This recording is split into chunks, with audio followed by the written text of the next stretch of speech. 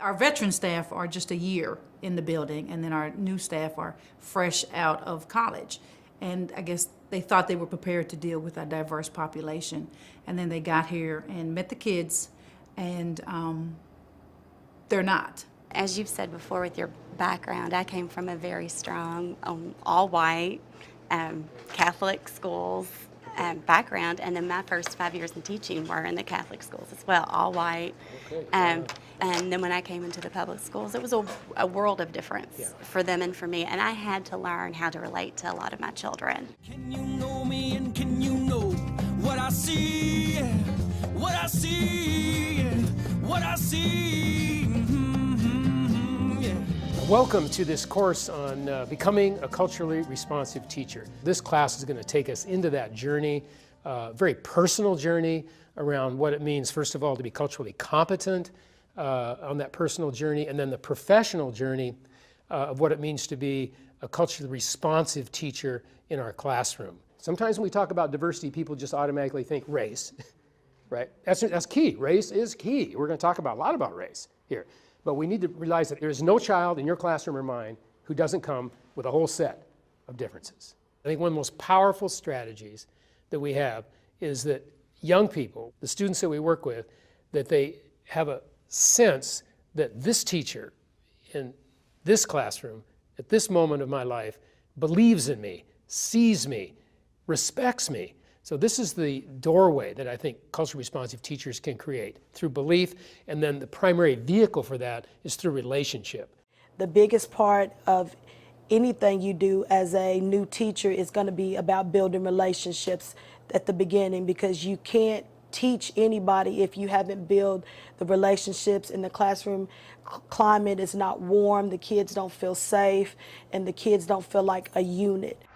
What do you think happens when kids feel pressure not to be who they are in school? What happens to their academic energy?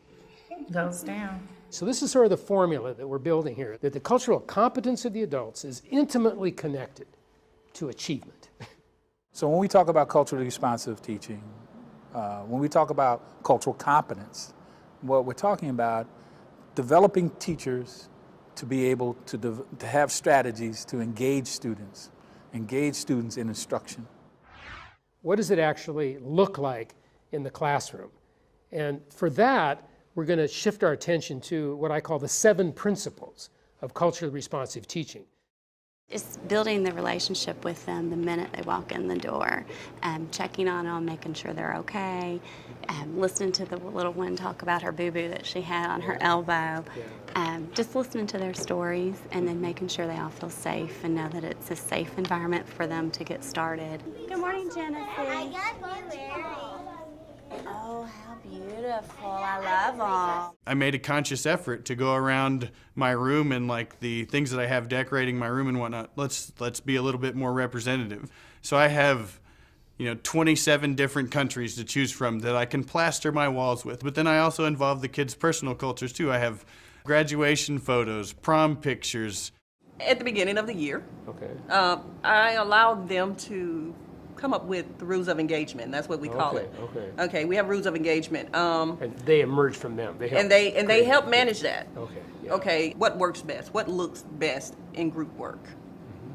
Yes. As a teacher, as your teacher, what do you need? What do you want from me? I think we as teachers get wrapped up into what I have to teach them, what standard I have to give to them. This workshop makes you look at what your students have to teach you. I think what Gary Howard brings is the fact that he is a reflection of the majority of teachers, and that they're not being preached at.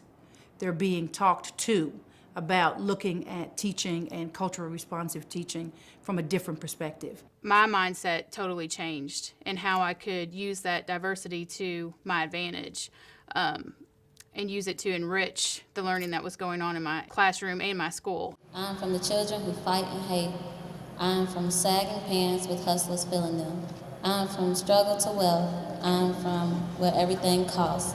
I am happiness. I am success. I am Renee.